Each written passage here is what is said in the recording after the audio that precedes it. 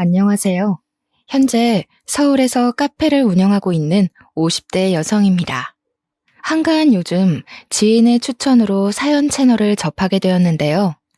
처음에는 그저 무료함을 달래기 위해 접하게 되었던 사연 채널은 어느새 일상을 함께하게 되었네요. 사연을 들어보니 몇몇 분들은 가슴에 묻어두었던 이야기를 소개하고 후련함을 느꼈다고 하시더라고요. 그래서 오늘 저 또한 아무도 모르게 혼자서만 간직했던 이야기를 꺼내보려고 해요. 그럼 시청자분들이 저의 이야기를 듣고 삶의 원동력을 얻길 바라며 이야기를 시작하도록 하겠습니다. 교직에 몸담고 있는 부모님 덕분에 저는 어릴 적부터 신동 소리를 들을 만큼 공부를 잘했었어요. 부모님의 도움으로 이런 저의 성적은 꾸준히 유지가 되어 서울 상위권 대학교에 무사히 입학할 수 있었죠. 다른 친구들은 대학교에 입학한 후 다른 학교 학생들과 만나 놀러 다니기 바빴는데요.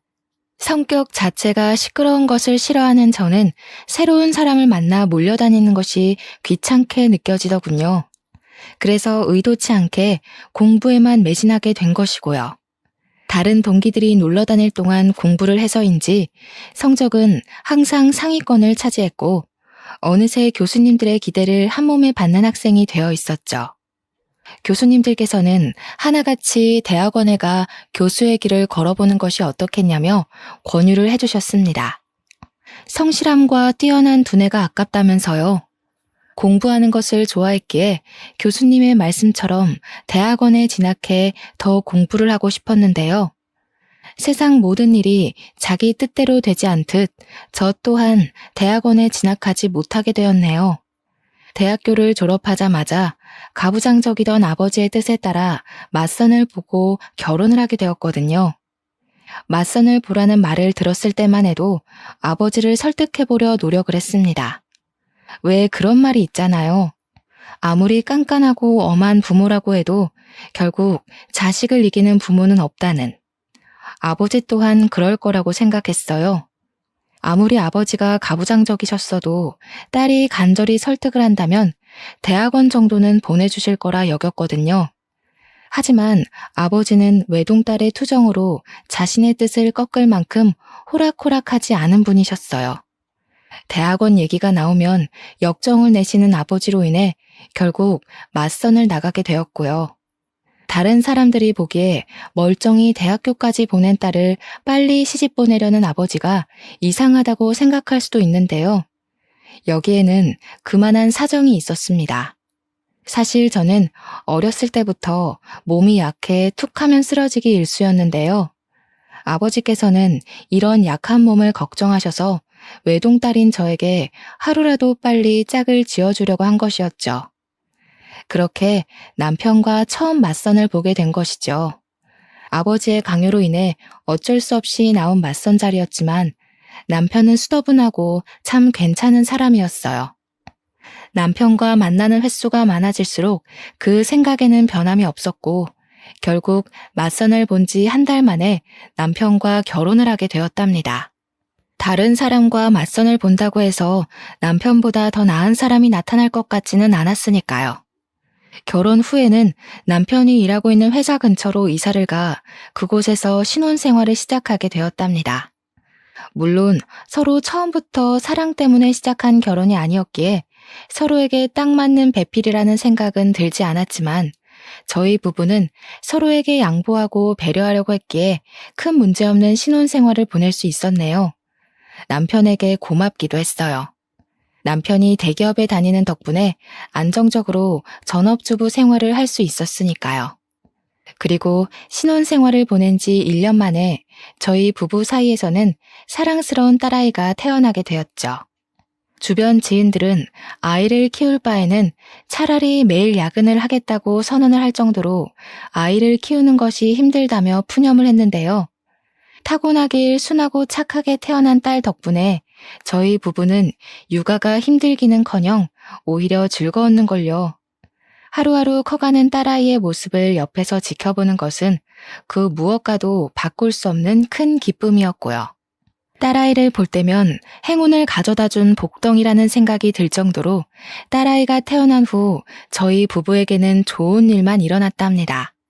청약에 당첨돼 더 좋은 곳으로 이사를 갈 수 있었던 것은 물론 과장에 머물러 있던 남편은 차장으로 승진까지 했거든요.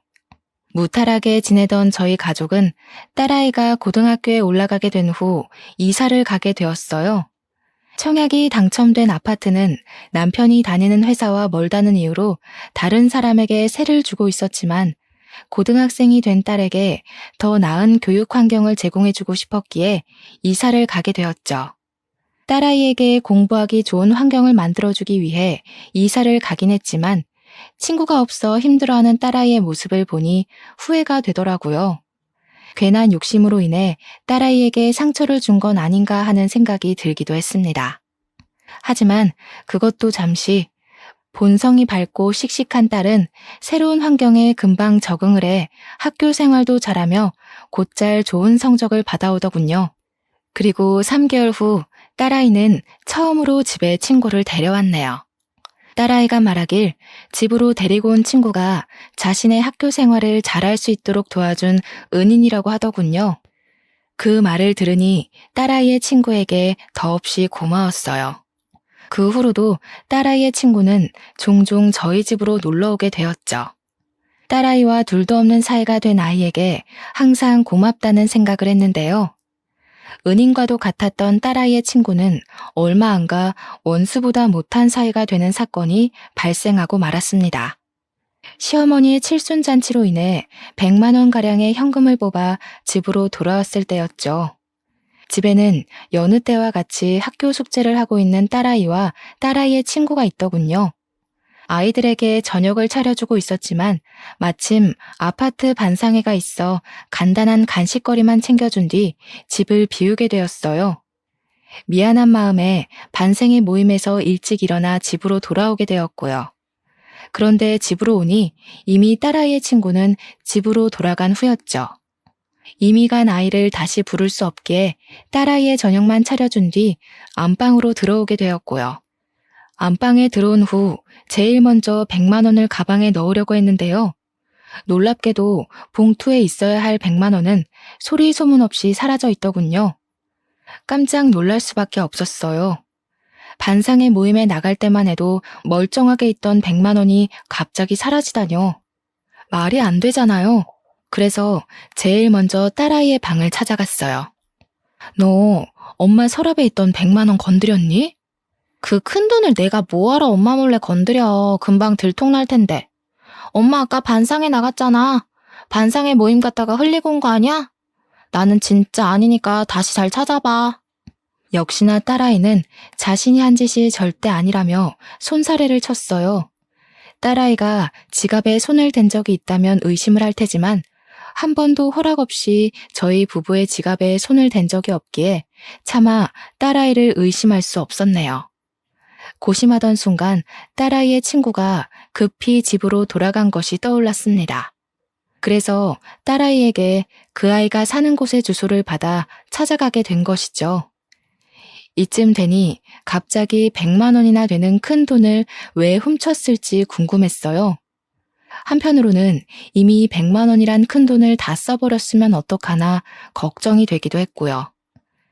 딸아이가 알려준 주소는 오래된 다가구 주택이 모여있는 곳이었는데요. 딸아이의 친구는 그 중에서도 제일 후미지고 높은 곳에 위치한 판자촌이었습니다. 문을 두드리자 딸아이의 친구는 바로 문을 열더군요. 딸아이의 친구는 제가 자신의 눈앞에 있다는 사실에 깜짝 놀란 표정이었어요. 요리조리 누나를 굴리는 아이의 모습을 보자 확실히 100만 원을 훔쳐간 것이 맞구나 확신이 들었습니다. 안방에 있던 100만 원 네가 가지고 갔니? 네. 자신은 아니라며 딱 잡아댈 줄 알았는데 딸아이의 친구는 의외로 순순히 100만 원을 가지고 간 것이 자신이라고 인정을 했어요. 문을 두드릴 때만 하더라도 남의 돈에 손을 댄 행동을 따끔하게 혼내야겠다고 생각했지만 막상 벌벌 떨고 있는 아이의 모습을 보자 그렇게 못하겠더라고요. 그래서 화를 내는 대신 차분하게 왜 100만 원에 손을 댔는지 물어보았죠. 차분하게 이유를 묻자 딸아이의 친구는 울먹이며 100만 원에 손을 댄 이유를 털어놓기 시작했네요. 죄송해요. 아줌마나 연희가 저한테 해주던 걸 생각하면 절대로 그러면 안 됐는데 엄마 수술비가 모자라서 어쩔 수가 없었어요. 엄마가 수술을 하셨다고? 혹시 어디가 많이 아프시니? 사실 저희 엄마가 암에 걸리셨거든요. 지금까지는 보험회사에서 나오는 보험금으로 꾸역꾸역 버텼었는데 얼마 전에 아빠가 엄마 보험금으로 나온 돈을 가지고 도망가서요. 내일 당장 수술인데다가 돈이라고는 집에 있는 현금 10만 원이 전부여서 그만. 정말 죄송해요, 아줌마. 그러면 안 됐었는데 100만 원 보자마자 눈이 뒤집혀서 배은망덕하게 아줌마가 저한테 잘해주신 것도 까먹고 그만 실수를 저지르고 말았어요. 처음에는 아이의 말을 쉽게 믿을 수가 없었습니다. 아무리 어리다고는 해도 돈 앞에서는 얼마든지 영악해질 수 있는 게 사람이잖아요. 하지만 딸아이의 친구를 따라 병실에 들어간 후 저는 그 아이의 말을 믿을 수밖에 없었네요. 침대에는 위태롭게 산소 호흡기를 꽂은 채 앙상하게 말라있는 여자가 누워 있었거든요.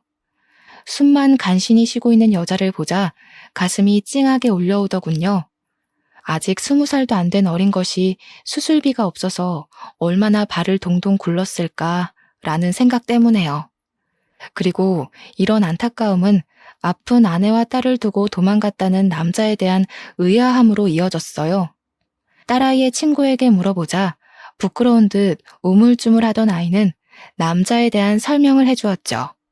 원래부터 도박 중독자였던 아빠는 엄마와 이혼을 한 후에도 몰래 집으로 들어와 돈을 들고 도망을 가기 일쑤였다고 해요. 아빠가 집안을 쑥대밭으로 만들고 갈 때면 엄마는 술을 마셨었는데요. 처음에는 한 병으로 시작하던 주량이 나중에는 주체할 수 없을 정도로 늘어나 결국 암에 걸리기까지 했다더군요. 기가 막혔습니다. 결국 아이의 엄마가 아프게 된 것도 착하던 아이가 남의 돈에 손을 대게 된 것도 모두 아빠라는 작자가 도박에 손을 대며 생긴 일이잖아요. 죄송하다며 연신 고개를 조아리는 아이의 모습을 보니 착잡했던 마음은 더 깊어만 졌고요. 잘못된 선택을 할 수밖에 없었던 아이의 마음을 떠올리자 마음은 무거워졌고 결국 직접 나서서 병원비를 해결하기로 마음을 먹게 되었네요. 통장에는 남편 몰래 아파트 아이들의 공부를 도와주며 모아두었던 500만 원이 들어있었거든요. 모든 병원비를 내주자 딸아이의 친구는 오열하다시피 하며 몇 번이나 감사하다는 인사를 했습니다. 자신이 열심히 일을 해 꼭 돈을 갚겠다는 말까지 하면서요. 아직 고등학생밖에 되지 않은 딸아이의 친구에게 당장 500만 원을 갚으라는 말은 하고 싶지는 않았어요. 그래서 성인이 된 후 차근차근 갚으라는 말을 한 것이고요. 원래부터 성실하고 공부까지 잘하는 딸아이의 친구가 500만 원을 갚을 거라 믿어 의심치 않았습니다. 하지만 딸아이의 친구는 그 후 아예 연락을 두절하고 말았어요. 이 일로 인해 딸아이의 친구에 대한 굳건한 믿음은 완전히 부서지고 말았죠. 이 사건을 알게 된 딸아이는 불같이 화를 냈습니다. 그럴 만도 했어요. 가장 친하다고 생각했던 친구가 자신의 부모에게 500만 원을 빌린 것도 모자라 연락도 끊은 채 야반 도주를 했으니까요. 이미 흔적도 없이 사라진 딸아이의 친구를 찾을 수 없었기에 액땜한 셈 치며 그냥 넘기자고 했는데요. 그 말을 듣자 딸아이는 절대 그냥 둘 수 없다며 펄쩍 뛰더군요. 말도 안 돼. 엄마 미쳤어? 얌체같이 남의 집 돈이나 탐내는 애랑 친하게 지낸 것만 생각해도 속이 뒤집힐 것 같은데 엄마까지 도대체 왜 그래? 500만 원이 누구 집 개 이름도 아니고 도망갔으면 어떻게든 찾아서 당장 갚으라고 말을 해야 할 거 아니야. 말 들어보니까 사정이 딱하더라. 아빠라고 하나 있는 사람은 도박에 미쳐서 제 처랑 자식도 버리고 도망간 것도 모자라서 수술비까지 가지고 도망갔다고 하던데 딱하지 않니? 그냥 없는 돈이었던 셈치고 우리가 눈 감아주자. 잘났어 정말. 세상 착한 일은 엄마 혼자 다 하지? 엄마는 도대체 사람이 왜 그렇게 물러 터졌어? 걔가 엄마 돈 먹고 도망치려고 거짓말한 걸 수도 있잖아. 다른 사람들은 돌다리라도 두드려보고 건넌다고 하는데 엄마는 어떻게 된 게 허술한 나무 판자떼기를 그냥 지나갈 수가 있냐고. 이미 끝난 일이잖아. 그렇다고 우리한테 큰 피해를 준 것도 아니고. 어디 지연이를 우리가 하루 이틀 보니? 우리한테 사기칠 사람 아니란 거 네가 제일 잘 알잖아. 그러지 말고 우리가 이해해주자. 아빠란 작자는 도망가고 하나밖에 없는 엄마는 아파서 사경을 헤매고 있는데 그 어린 것이 어떻게 제정신일 수가 있겠니? 작정하고 꾸민 일일 수도 있지. 세상에 믿을 사람이 어디 있다고. 제정신이 아닌 게 아니라 똥으로 받은 500만 원을 갚기 싫었던 거겠지. 엄마가 뭐라고 하던 나는 지연이 찾아내서 500만 원도 돌려받고 사과도 받을 거야. 엄마는 죽었다 깨어나도 지연이 못 잡겠다고 하는데 나라도 나서야 그 돈 받지. 딱한 사정을 눈감아 주려고 했지만 제 아빠를 닮아 불같은 성정을 가진 딸아이는 절대 용서할 수 없다며 씩씩거리기까지 하더군요. 몇 번이나 말려보았지만 한 번 눈이 돌아간 딸아이에게 알량한 말 따위는 전혀 효과가 없었네요. 그 후 딸아이는 주변 지인들에게 수소문하여 저에게서 500만 원을 빌려간 친구를 찾으려 했지만 아이의 노력과는 달리 3개월이 지나도 그 아이를 찾기는커녕 흔적도 찾기가 어려웠는걸요. 결국 반년이 지나자 딸아이 또한 친구를 찾는 것을 포기하게 되었습니다. 대학교에 입학한 딸아이는 이전과 달리 무척 바쁜 나날을 보냈거든요. 처음 딸아이가 대학교에 들어갈 때만 하더라도 드디어 온전한 내 생활을 보낼 수 있을 거라고 생각을 했는데요. 막상 텅 빈 딸의 방을 보니 공허한 기분이 들었어요. 남편이라도 같이 있으면 그나마 좀 나았겠지만 남편은 언제나 바쁜 회사 일정으로 야근을 했기에 텅 빈 기분은 좀처럼 나아질 기미가 보이지 않았는걸요.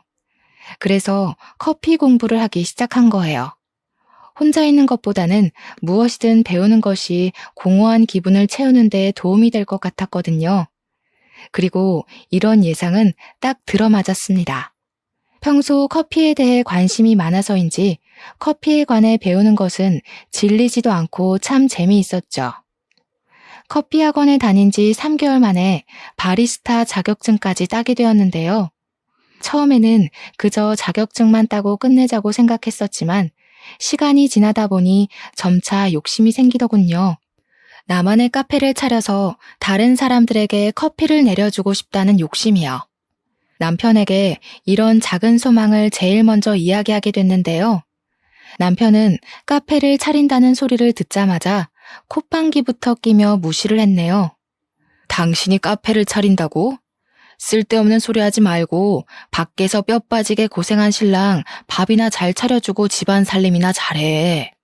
당신은 안에서 새는 바가지 밖에서 샌다는 말도 몰라? 집에만 눌러 앉아서 사업하는 걸 너무 쉽게 보나 본데 사회생활 한 번 안 해본 당신이 할 줄 아는 게 뭐가 있다고 카페 차린다는 말을 해?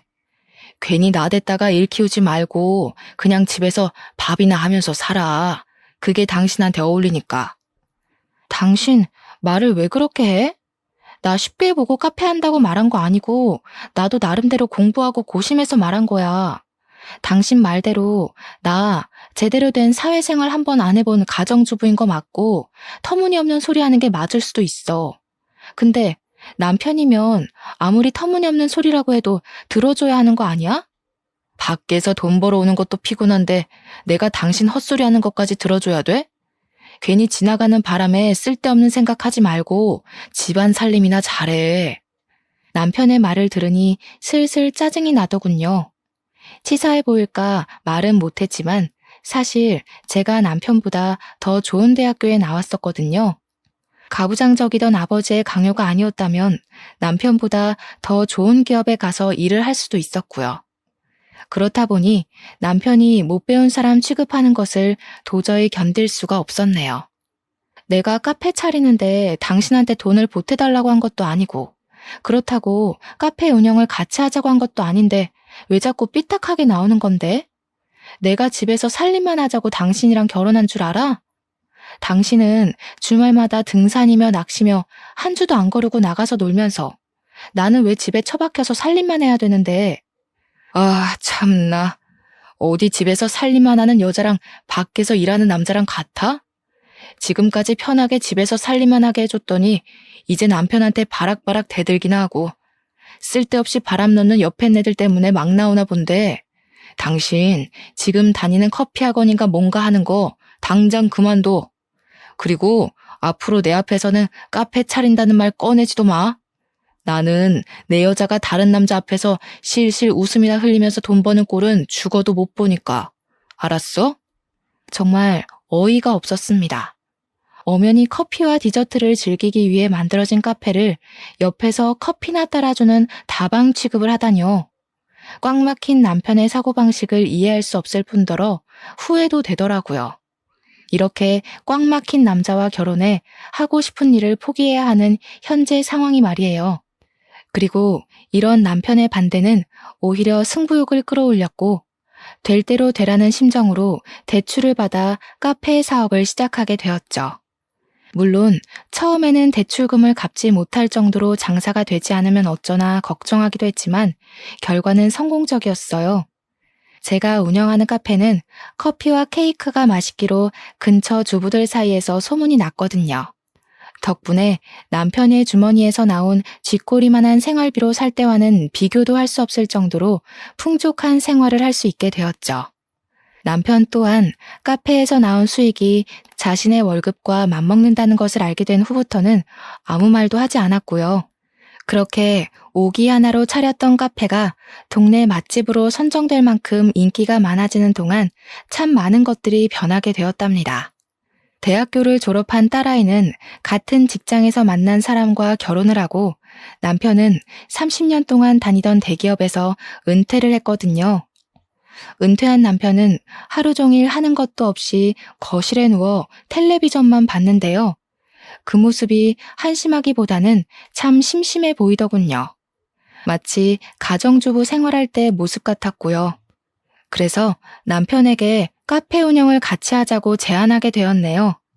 집에 누워 심심한 시간을 보내는 것보다는 밖에 나와 일을 하며 일손도 돕고 돈도 버는 것이 더 좋잖아요. 하지만 남편은 단칼에 저의 제안을 거절했어요. 한평생을 대기업에서 일하던 자신이 어떻게 카페 일을 하냐면서요. 그러고는 갑자기 낚시용품 사업을 시작한다며 난리를 피우기 시작했습니다. 걱정되는 마음에 말리려고 해봤지만 남편은 버럭 성을 내었죠. 어디 여자가 남자 하는 일에 끼어들어? 그러는 당신은 내 말 잘 들어서 지금까지 실실 웃음이나 흘리면서 카페 사업하고 있고? 두고 봐. 카페랑은 비교도 안 될 만큼 성공해서 별 가짜는 카페 하나 때문에 빳빳하게 치솟은 당신 코를 납작하게 만들어줄 테니까. 지금 경쟁하자고 당신한테 그런 얘기하는 게 아니잖아. 카페야 나이에 상관없이 다들 많이 온다고 하지만 낚시는 다르잖아. 바닷가에서 자리 잡고 시작해도 운영될까 말까 한 게 낚시용품 사업인데 바다는커녕 제대로 된 강가도 없는 여기서 누가 낚시용품을 사겠냐고. 이렇게 생각하는 게 짧으니 사회에 나와서도 남자들한테 밀리지. 인터넷으로 팔면 되지 뭐하러 바닷가까지 가서 물건을 파냐고. 당신 나한테 훈계할 시간에 가서 공부나 더 하고 와. 되지도 않는 머리 굴리면서 하늘 같은 서방 기껏 끌 생각이나 하지 말고. 걱정이 돼서 한 말이었지만 남편은 제가 자기를 무시한다고 생각하는 모양이었어요. 오해를 하는 남편에게 다시 이야기를 하려 했지만 남편은 그때마다 직장 생활을 하지 않은 것을 걸고 넘어지며 헐뜯기 바빴는걸요. 딸까지 합세하여 남편을 말려보았지만 사업을 하겠다는 남편의 고집을 꺾기에는 역부족이었고 남편은 결국 사업을 하고 말았네요. 착잡한 마음 때문에 잠도 설치는 저희 모녀와 다르게 남편은 그저 신나 보였어요. 그럴 만도 했습니다. 한평생 회사원으로 살았던 남편은 한 번이라도 사업을 해 사장님 소리를 들어보고 싶다는 말을 입에 달고 살았거든요. 남편은 사무실에서 새우잠을 자며 열심히 일을 했는데요. 열정 넘치고 간절하던 모습은 정확히 6개월 후 귀신같이 사라지고 말았죠. 제가 뜯어 말릴 정도로 사무실에서 살림을 차리던 모습은 온데간데 없이 거실에서 리모컨만 만지작거렸고요. 사업을 내팽개친 남편의 모습을 보니 실망스러움을 감출 수가 없더군요. 큰 성공을 바란 것은 아니지만 가족의 반대까지 겪으며 시작한 일을 흐지부지하게 끝내다니 있을 수 없는 일이잖아요. 당신 계속 집에서 리모컨만 붙잡고 있을 거면 제발 사업 정리라도 해. 다달이 사무실 유지에 들어가는 돈이 얼만데 당신은 아깝지도 않아? 다른 집 마누라들은 남편이 사업한다고 하면 기 살려주려고 온갖 내조는 다 한다던데. 이거는 뭐 내조는커녕 잔소리만 하고 있으니 이래서 머리 검은 짐승은 거두면 안 된다고 하는 건데 내가 당신 하나 편하게 가정주부 시켜주겠다고 뼈 빠지게 일한 게 몇 년인데 그 은혜는 다 어디로 팔아먹으시고 쉬고 있는 남편 바가지나 긁어대는지. 내 사업 망하면 그건 다 당신 입에서 나오는 재수없는 잔소리들 때문이니까 그런 줄 알아. 기가 막혀서 쥐꼬리만한 생활비 주면서 생색은 생색대로 내는 당신 때문에 내가 그동안 얼마나 힘들었는데. 사실 카페 사업 시작한 것도 다 몇 푼 되지도 않는 푼돈 가지고 장난질하면서 사람 심란하게 만들었던 당신 때문이야. 그깟 몇 푼? 당신이 말하는 그깟 몇 푼 벌려고 나는 지난 30년 동안 발바닥이 터지도록 뛰어다녔어. 아유, 됐어. 사회생활도 안 해본 무식한 옆에 내가 뭘 알겠냐? 그냥 말을 말아야지. 참 씁쓸했습니다. 그동안 가족의 행복을 위해 참 열심히 일했다고 생각했었는데 남편에게 돌아온 말이 고작 무식한 옆했네라뇨. 이런 말을 듣고 나니 남편이 아닌 돌아가신 친정아버지가 미워지더군요. 친정아버지께서 저에게 결혼이 아닌 취업을 할 수 있도록 도와주셨다면 최소한 무식한 옆했네라는 소리는 안 들었을 테니까요. 말다툼 후 투명인간 취급을 하는 남편을 보며 결혼은 왜 했을까란 후회감이 밀려옴과 동시에 덜컥 겁이 났는걸요. 남편의 사업이 망해 빚쟁이가 되면 어떡하나라는 걱정이요. 그리고 이런 저의 걱정은 정확히 1년 후 현실로 다가오고 말았네요. 값싼 중국산 용품을 국내산이라 속여 판 것이 결정적인 발단의 원인이었어요. 남편은 원산지를 속였을 뿐만 아니라 싸구려 용품을 비싼 값에 파는 양심 없는 짓까지 했죠. 저희 모녀는 이제라도 사업을 접으라며 빌었지만 정신을 못 차린 남편은 사채업자에게까지 돈을 빌려 사업을 이어나갔고 결국 저희 가족은 건널 수 없는 강을 건너고 말았습니다. 눈덩이처럼 불어나는 이자를 갚지 못하자 사채업자들은 귀신같이 찾아와 남편을 독촉했는데요. 그제야 사태의 심각성을 깨달은 남편은 사업을 정리하려 했지만 이미 상황은 최악으로 치닫고 있었죠. 남편이 사업에서 실패한 후 저희 가족에게 남은 것은 막대한 빚더미뿐이었어요. 남편은 막노동을 하며 돈을 벌었고 하루에 6시간만 카페를 운영하던 저는 영업시간을 24시간으로 바꾸며 빚을 갚기 위해 노력했습니다.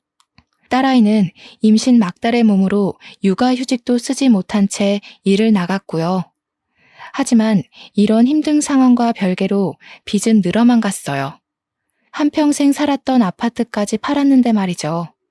어떻게든 긍정적으로 생각해보려 했지만 나아질 기미가 보이지 않는 상황이 지속되다 보니 머릿속에는 부정적인 생각만 가득했습니다. 부정적인 생각이 가득 찬 머리는 자연스럽게 남편을 원망하게 되었고요. 울고불고 매달렸을 때 사업 접었으면 이 나이에 빚 갚느라 고생할 일은 없었을 텐데 도대체 이게 무슨 날벼락이야? 사업을 하다 보면 실수할 수도 있는 거지. 뭘 그런 걸 가지고 난리야? 당신 아니어도 신경 쓸 게 산더미니까 쓸데없이 짓거려서 일 망치지 말고 가게 문 열고 커피나 팔아. 당신이 커피를 많이 팔아야 그만큼 빚이 줄어들 테니까. 임신 막달인 딸내미까지 일 다니게 해놓고 당신은 미안하지도 않아? 우리는 그렇다고 쳐도 임신한 연인은 도대체 무슨 죄인데? 임신해서 좋은 것만 줘도 모자랄 판에 부모가 진 빚까지 갚으라 하는 게 당신은 말이 된다고 생각해? 그래, 마누라며 딸내미까지 길바닥 나가 돈 벌게 시킨 내가 나쁜 놈이지. 당신 이 말이 듣고 싶었던 거잖아. 아주 속이 시원하겠네. 이참에 동네에 소문나게 광고라도 하지 그래? 돈도 못 벌어오는 주제에 마누라며 딸내미까지 돈 벌어오라고 시킨 남편이랑 사느라 죽을 맛이라고. 제가 원하는 것은 진심이 담긴 남편의 사과였지만 남편은 그마저도 해주지 않더군요. 다짜고짜 화부터 내는 남편이 이해가 가질 않았어요.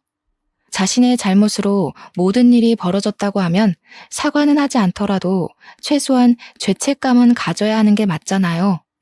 남편은 자신의 사업이 망한 것도 사채업자들에게 쫓기며 반지하에 사는 것도 모두 고분고분한 아내를 만나지 못해서라고 했는데요. 모든 것을 남 탓으로 돌리는 남편 때문인지 어느 날부턴가 아랫배가 너무 아파왔어요. 참을 수 없을 만큼요. 처음에는 참아보려고 했지만 복통은 일주일이 지나고 2주일이 지나도 가라앉을 기미가 보이지 않았습니다. 참을 수 없는 복통에 가까운 병원을 방문하자 의사는 정밀검사를 받아볼 것을 권했습니다. 그리고 검사 결과는 충격적이었습니다. 다른 사람도 아닌 제가 간암 판정을 받다니 믿을 수가 없었죠. 의사는 간암 초기 판정을 받았으니 치료만 잘하면 완치 확률이 높다며 위로를 해주었어요. 무신경한 남편과 달리 어떻게든 위로를 해주려 노력하는 의사를 보니 씁쓸함은 더 심해졌죠. 빚쟁이한테 시달리는 와중에 간암에까지 걸리다니 참 하늘이 원망스럽더군요. 딸아이는 치료에 전념할 수 있도록 자신이 노력한다고 했는데요. 힘든 내색 한번 하지 않고 위로를 해주는 딸아이를 보니 울컥 눈물이 차올랐네요. 만삭의 몸으로 일을 하는 것도 힘들 텐데 못난 엄마의 위로까지 해준 거잖아요.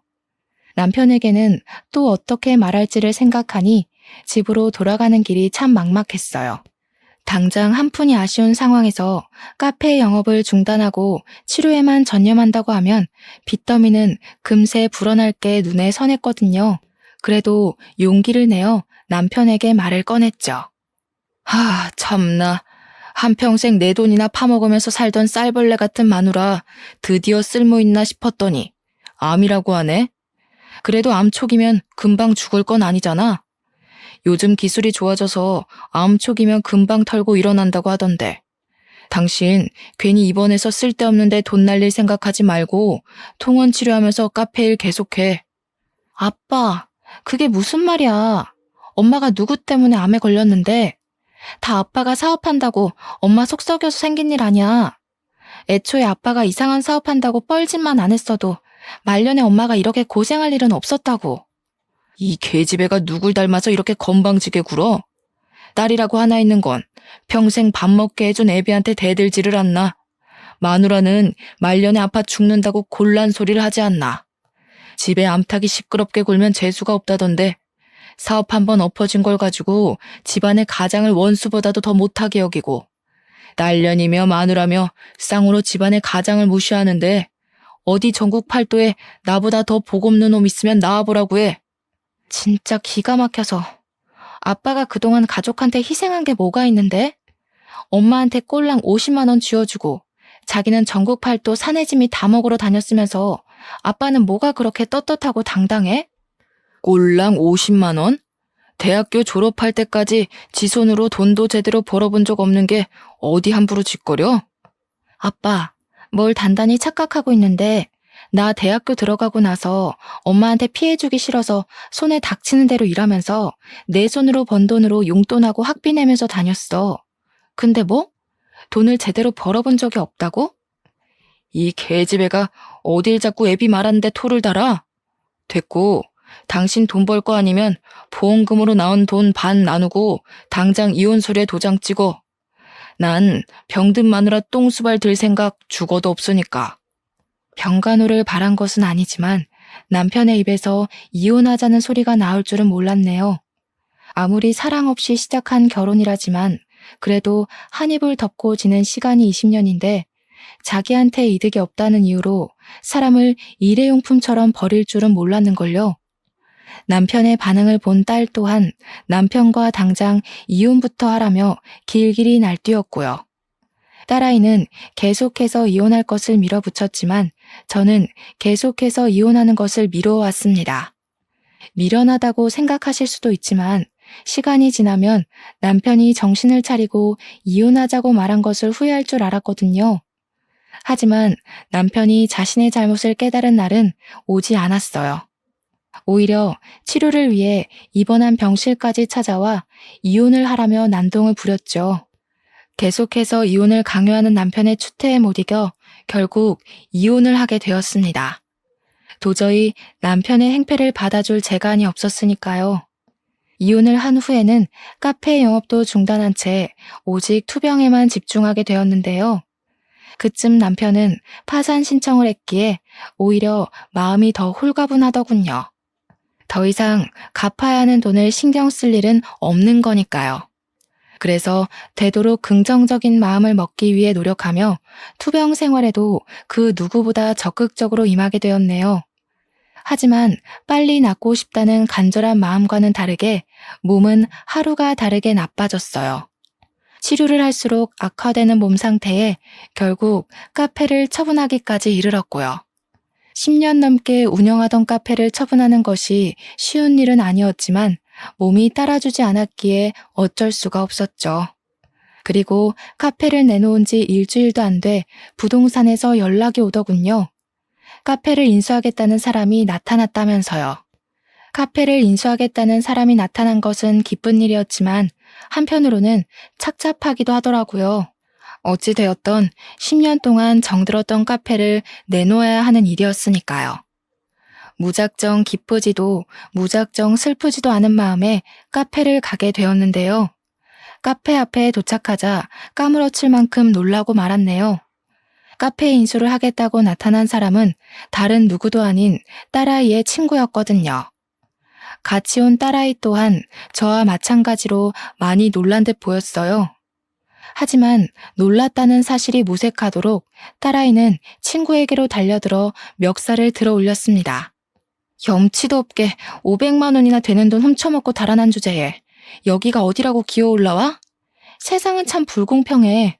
가족 팔면서 남의 돈 홀랑 뺏어먹고 도망간 사기꾼은 이렇게 멀쩡하게 살아서 카페 인수까지 하겠다고 나타났는데 정작 사기당한 우리 엄마는 몹쓸 병에 걸려서 남 좋은 일만 시키고 말이야. 엄마는 용서할지 몰라도 나는 절대로 너 용서 못해. 말리려고 했지만 딸아이의 힘을 이기기 역부족이었습니다. 만삭의 몸으로 어떻게 이런 괴력이 나오나 의아할 정도로 딸아이는 친구에게 달려들었거든요. 딸아이의 친구의 얼굴에 생채기가 나오고 주위 사람들의 시선이 몰리자 덜컥 겁이 나더군요. 괜히 주위에서 신고를 한다면 딸아이는 만삭의 몸으로 경찰서에 갈 수도 있는 거잖아요. 그래서 죽기 살기로 딸아이의 허리를 붙들며 제발 그만하라 호소를 하였죠.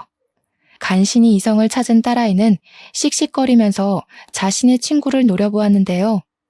한참을 아무 말 없이 서 있던 딸아이의 친구는 가방에서 돈봉투를 꺼내 저에게 건네더라고요. 하얀 돈봉투 안에는 500만 원이 그대로 들어있었습니다. 딸아이는 봉투에 든 돈의 액수를 세어본 후 콧방귀를 뀌었고요. 쥐꼬리만한 양심은 남아있었나 보지? 10년이 지난 지금에서야 500만 원을 갚은 걸 보면. 너한테도 아줌마한테도 너무 미안해서 내가 할 말이 없어. 이렇게 늦을 거라고 생각하지는 못했는데 너무 미안해. 그래도 이거 하나만은 알아줘. 도망간 이후로 너랑 아줌마 생각에 하루도 편하게 잠들었던 날이 없었어. 기가 찬다, 기가 차. 이유가 어찌되었건 비겁하게 도망부터 친 사기꾼 말 듣고 싶지도 않으니까 당장 내 눈앞에서 사라져. 딸아이의 냉랭한 태도가 계속되자 그 아이는 아스팔트 바닥에 무릎을 꿇으며 그동안 있었던 일을 말해주었어요. 알고 보니 엄마는 수술 도중 눈을 감게 되었고 장례식을 치르는 도중 빚쟁이들이 찾아왔다고 해요. 아빠라는 작자가 아이의 앞으로 헤아릴 수도 없을 만큼의 도박빚을 달아놓은 것이었죠. 아빠의 도박빚을 갚다 지친 아이는 저에게 빌린 500만 원은 갚을 엄두조차 않나 도망치게 된 것이고요. 몇 년간 도박빚 때문에 빚쟁이들을 피해 다니며 살던 아이는 우연한 계기로 쇼핑몰 사업을 시작했다고 했고 사업은 대박이 났다고 해요. 아빠의 도박 빚을 다 갚은 후에는 자연스럽게 저에게 빌려갔던 500만 원이 생각났고요. 그래서 수소문에 저희 모녀를 찾아온 것이죠. 절절한 사연에 가슴이 아파왔는데요. 딸아이는 냉소적인 반응을 보였어요. 딸아이의 친구는 어떻게든 자신이 돕겠다고 했지만 딸아이는 그런 친구의 손을 뿌리쳤고요. 소동이 있은 후 저는 다시 투병 생활을 시작했는데요. 의사는 조심스럽게 간 이식을 권하더군요. 항암 치료를 하면 할수록 몸 상태는 점점 나빠졌기에 간 이식이 최후의 방법이라면서요. 절망적이었습니다. 이혼한 남편은 절대로 간 이식을 해줄 리가 없었고 임신 막달인 딸에게는 죽어도 간 이식을 받고 싶지 않았거든요. 그런데 세상에 죽으라는 법은 없는지 얼마 후 의사는 기증자가 나타났다며 수술 준비를 하라고 말을 했어요. 간 이식을 받을 수 있다는 소식에 어찌나 기쁘던지 기증자에게 감사한 마음이 드는 동시에 안도감이 들어 눈물이 쏟아지더라고요. 그렇게 기증자의 도움으로 수술을 받은 후 일주일이 지났는데요. 문득 딸아이의 친구가 인수해간 카페를 잘 운영하고 있을지 궁금해지더군요. 그래서 연락을 하게 되었고요. 그런데 놀랍게도 딸아이의 친구는 저와 같은 병원에 입원해 있다고 했어요. 같은 병원이란 말을 듣고 당장 몸을 일으켜 가게 되었습니다.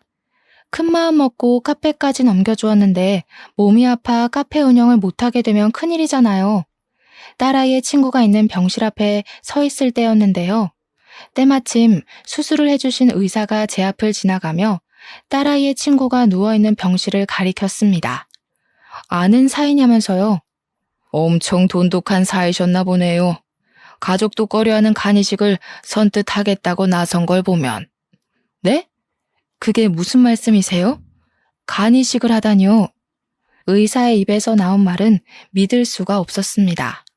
간이식을 해준 사람이 다른 사람도 아닌 딸아이의 친구였으니까요.